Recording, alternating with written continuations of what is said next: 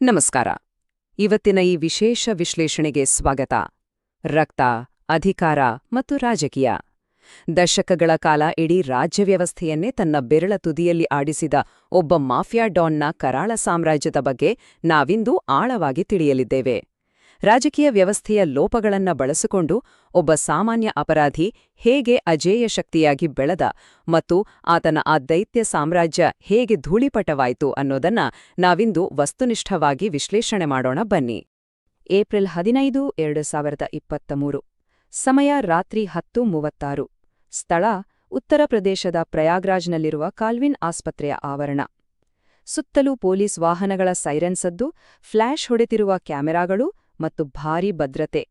ಉತ್ತರ ಪ್ರದೇಶದ most wanted criminal Atiq Ahmed ಮತ್ತು ಆತನ ಸಹೋದರ ಅಶ್ರಫ್ನನ್ನು ವೈದ್ಯಕೀಯ ತಪಾಸಣೆಗೆ ಕರೆತರಲಾಗುತ್ತಿತ್ತು. ರಾಷ್ಟ್ರೀಯ ಟಿವಿಯಲ್ಲಿ ಲೈವ್ ಆಗಿ ಪ್ರಸಾರವಾಗುತ್ತಿದ್ದ ಆ ದೃಶ್ಯ ಇಡೀ ದೇಶವನ್ನೇ ಬೆಚ್ಚಿಬೀಳಿಸುವಂತಿತ್ತು. ಅಲ್ಲಿ ನಡೆಯಬಾರದೊಂದು ಘಟನೆ ನಡೆಯಲು ಕಾದಿತ್ತು. ಒಂದ್ಸಲ ಈ ಘಟನೆಯನ್ನ ಸೂಕ್ಷ್ಮವಾಗಿ ಗಮನಿಸೋಣ ಬನ್ನಿ. ಪತ್ರಕರ್ತರ ವೇಷದಲ್ಲಿ ಬಂದಿದ್ದ ಕೇವಲ 20-22 ವರ್ಷದ 3 ಯುವಕರು ಭಾರೀ ಪೊಲೀಸ್ ಭದ್ರತೆಯನ್ನೇ ಭೇದಿಸಿ ಬಂದು ಪಾಯಿಂಟ್ ಬ್ಲ್ಯಾಂಕ್ ರೇಂಜ್ನಲ್ಲಿ ಗುಂಡಿನ ಮಳೆಗರೆಯುತ್ತಾರೆ. ದಶಕಗಳಿಂದ ಇಡೀ ರಾಜ್ಯವನ್ನೇ ನಡುಗಿಸುತ್ತಿದ್ದ ಆ ಮಾಫಿಯಾ ಸಾಮ್ರಾಜ್ಯ ಕೇವಲ ಕೆಲವೇ ಸೆಕೆಂಡುಗಳಲ್ಲಿ ಕ್ಯಾಮೆರಾಗಳ ಮುಂದೆಯೇ ರಕ್ತದೋಕುಳಿಯಲ್ಲಿ ಅಂತ್ಯವಾಗುತ್ತೆ. ಅಷ್ಟಕ್ಕೂ ಈತ ಯಾರು? ಈ ಮಟ್ಟಕ್ಕೆ ಬೆಳೆದಿದ್ದೇಗೆ? ಅಧ್ಯಾಯ 1: ರಾಕ್ಷಸನ ಉದಯ. ಆತನ ಆರಂಭಿಕ ದಿನಗಳಿಗೆ ಹೋಗೋಣ. ಅಲಹಾಬಾದ್ನ ಒಂದು ಸಾಮಾನ್ಯ ಬಡ ಕುಟುಂಬ. ತಂದೆ ಕುದುರೆಗಾಡಿ ಓಡಿಸ್ತಿದ್ರು. ಬಡತನದಲ್ಲೇ ಬೆಳೆದ ಆತನಿಗೆ ಓದಿನ ಕಡೆ ಆಸಕ್ತಿ ಇರ್ಲಿಲ್ಲ. ಬದಲಿಗೆ ಶಕ್ತಿ ಮತ್ತು ದುಡ್ಡಿನ ವ್ಯಾಮೋಹ ಶುರುವಾಗಿತ್ತು. ಕೇವಲ 8ನೇ ತರಗತಿಯಲ್ಲಿದ್ದಾಗಲೇ ಗೂಡ್ಸ್ ರೈಲುಗಳಿಂದ ಕಲ್ಲಿದ್ದಲು ಕದಿಯೋಕೆ ಶುರು ಮಾಡಿದ ಆತ 1979ರಲ್ಲಿ ಶಾಲೆಗೆ ಗುಡ್ ಬೈ ಹೇಳ್ತಾನೆ. ಆಶ್ಚರ್ಯ ಅಂದ್ರೆ, ಭೂಗತಲೋಕದ ಆಕರ್ಷಣೆಗೆ ಸಿಲುಕಿದ್ದ ಆತ ತನ್ನ 17ನೇ ವಯಸ್ಸಿಗೆ ಮೊದಲ ಕೊಲೆ ಮಾಡ್ತಾನೆ. ಅಷ್ಟು ಚಿಕ್ಕ ವಯಸ್ಸಿಗೆ ಆತ ಹುಟ್ಟು ಹಾಕಿದ ಆ ಭಯ ಮುಂದಿನ ದಶಕಗಳ ಕಾಲ ಹಾಗೇ ಮುಂದುವರಿಯುತ್ತೆ. ಆಮೇಲೆ ಆತ ಸೇರ್ಕೊಂಡಿದ್ದು ಆ ಕಾಲದ ಕುಖ್ಯಾತ ಗ್ಯಾಂಗ್ ಚಾಂದ್ ಬಾಬಾನ ಬಾಂಬಾಜ್ ಗುಂಪಿಗೆ. ರಾಷ್ಟ್ರೀಯ ಭದ್ರತಾ ಕಾಯ್ದೆಯಡಿ ಅರೆಸ್ಟಾದ ಯುಪಿಯ ಮೊಟ್ಟಮೊದಲ ಗ್ಯಾಂಗ್ಸ್ಟರ್ ಆತ. ಆದ್ರೂ ಆತನಿಗೇನೂ ಆಗ್ಲಿಲ್ಲ. ಯಾಕೆ ಗೊತ್ತಾ? ರಾಜಕೀಯ ಆಶ್ರಯ. ಎನ್ಕೌಂಟರ್ನಿಂದ ಪಾರಾಗಿದ್ದಷ್ಟೇ ಅಲ್ಲ, 1989ರಲ್ಲಿ ತನ್ನದೇ ಬಾಸ್ ಆಗಿದ್ದ ಚಾಂದ್ ಬಾಬಾನನ್ನೇ ಕೊಲೆ ಮಾಡಿ ಇಡೀ ಗ್ಯಾಂಗ್ ಅನ್ನ ತನ್ನ ಕಂಟ್ರೋಲ್ಗೆ ತಗೊಳ್ತಾನೆ. ಇದು ಆತನ ಕ್ರೂರತೆಯ ಪರಮಾವಧಿಯಾಗಿತ್ತು. ಅಧ್ಯಾಯ 2: ವ್ಯವಸ್ಥೆಯ ಸಂಪೂರ್ಣ ವೈಫಲ್ಯ. ಆತನ ಭಯೋತ್ಪಾದನೆ ಇಡೀ ರಾಜ್ಯದ ಆಡಳಿತ ಯಂತ್ರವನ್ನೇ ಹೇಗೆ ಸ್ತಬ್ಧಗೊಳಿಸಿತ್ತು ಅನ್ನೋದನ್ನ ನೋಡೋಣ. ಆತನ ಪ್ರಭಾವ ಎಷ್ಟಿತ್ತು ಅಂತ ಅರ್ಥ ಮಾಡ್ಕೊಳ್ಳೋದಕ್ಕೆ ಈ ಒಂದೇ ಒಂದು ಸಂಖ್ಯೆ ಸಾಕು. ಬರೋಬ್ಬರಿ 200ಕ್ಕೂ ಹೆಚ್ಚು ಪ್ರಕರಣಗಳು. ಹತ್ಯೆ, ಅಪಹರಣ, ಸುಲಿಗೆ, ಹೀಗೆ ಸಾಲು ಸಾಲು ಕೇಸ್ಗಳು ದಶಕಗಳ ಕಾಲ ದಾಖಲಾದ್ರೂ ಒಂದೇ ಒಂದು ಪ್ರಕರಣದಲ್ಲೂ ಆತನಿಗೆ ಶಿಕ್ಷೆ ಆಗ್ಲಿಲ್ಲ ಅಂದ್ರೆ ನೀವು ನಂಬಲೇಬೇಕು. ಯಾರಿಗೂ ಆತನ ವಿರುದ್ಧ ಸಾಕ್ಷಿ ಹೇಳುವ ಧೈರ್ಯವಿರಲಿಲ್ಲ. ಇದು ಕೇವಲ ಒಬ್ಬ ಕ್ರಿಮಿನಲ್ ಕಥೆಯಲ್ಲ, ಇಡೀ ಸಿಸ್ಟಮ್ ಹೇಗೆ ಕೊಳೆತೋಗಿತ್ತು ಅನ್ನೋದರ ನೈಜ ಕನ್ನಡಿ. ವ್ಯವಸ್ಥೆ ಹೇಗೆ ಮಂಡಿಯೂರಿತ್ತು ಅನ್ನೋದಕ್ಕೆ ಇದೊಂದು ಬೆಚ್ಚಿ ಬೀಳಿಸುವ ಉದಾಹರಣೆ. 2012ರಲ್ಲಿ ಆತ ಜಾಮೀನ್ ಅರ್ಜಿ ಸಲ್ಲಿಸಿದಾಗ ಆ ಪ್ರಕರಣದ ವಿಚಾರಣೆ ನಡೆಸಲು ಕೇವಲ ಒಬ್ರಲ್ಲ, ಇಬ್ರಲ್ಲ, ಬರೋಬ್ಬರಿ 10 ಜನ ನ್ಯಾಯಾಧೀಶರು ಹಿಂದೆ ಸರಿಯುತ್ತಾರೆ.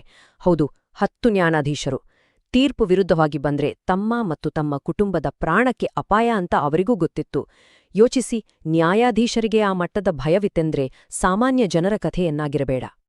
ಇನ್ನೂ ಆತನ ರಾಜಕೀಯ ಪಯಣ ಹೇಗಿತ್ತು ಅಂದ್ರೆ, ಗಾಳಿಗೆ ತಕ್ಕಂತೆ ಪಟ ಹಾರಿಸಿದ ಹಾಗೆ.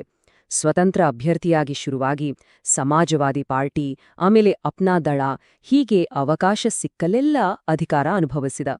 ವಿಪರ್ಯಾಸ ನೋಡೆ, ಒಮ್ಮೆ ನಮ್ಮ ಮೊದಲ ಪ್ರಧಾನಿ ಜವಾಹರ್ಲಾಲ್ ನೆಹರು ಅವರು ಪ್ರತಿನಿಧಿಸಿದ್ದ ಫುಲ್ಪುರ್ ಸಂಸದೀಯ ಕ್ಷೇತ್ರದಿಂದ 2004ರಲ್ಲಿ ಇದೇ ಕರುಡುಗಟ್ಟಿದ ಅಪರಾಧಿ ಸಂಸದನಾಗಿ ಆಯ್ಕೆಯಾಗ್ತಾನೆ.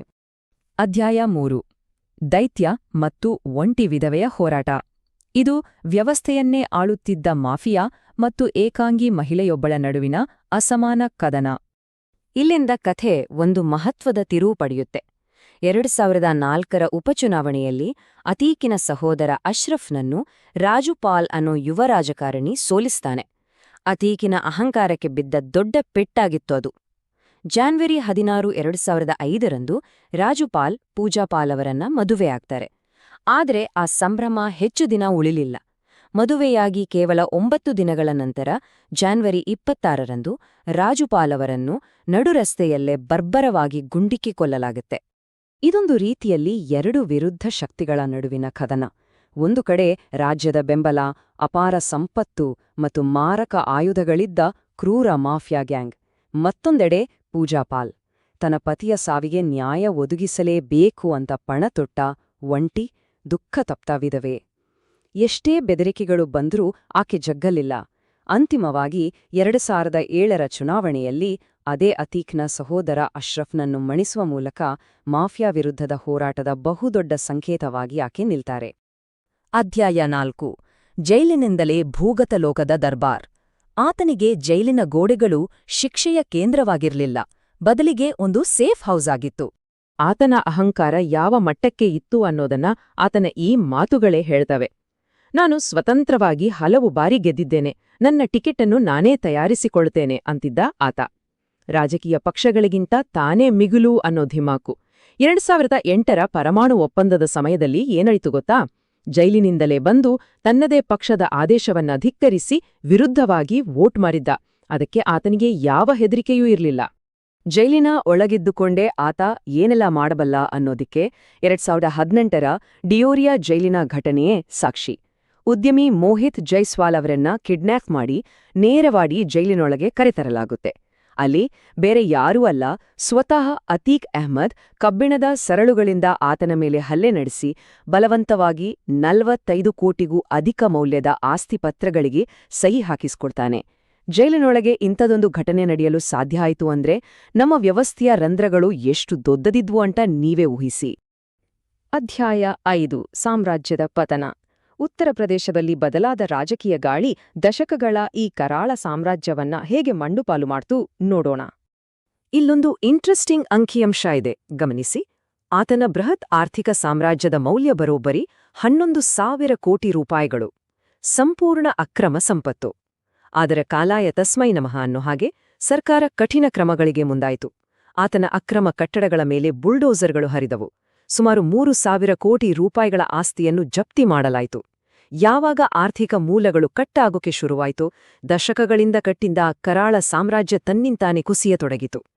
ಆತನ ಕೊನೆಯ ದಿನಗಳು ಬಹಳ ನಾಟಕೀಯವಾಗಿ, ಅಷ್ಟೇ ವೇಗವಾಗಿ ಸಾಗುತ್ತವೆ. 2023ರ ಫೆಬ್ರವರಿಯಲ್ಲಿ ಪ್ರಮುಖ ಸಾಕ್ಷಿ ಉಮೇಶ್ ಪಾಲ್ನ ಹತ್ಯೆಯಾಗುತ್ತೆ.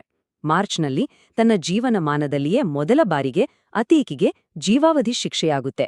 ವಿಚಾರಣೆ ವೇಳೆ ಪಾಕಿಸ್ತಾನದ ಐಎಸ್ಐ ಮತ್ತು ಲಷ್ಕರ್-ಎ ತೈಬಾ ಜೊತೆಗಿನ ಸಂಪರ್ಕವನ್ನು ಆತ ಒಪ್ಪಿಕೊಳ್ತಾನೆ.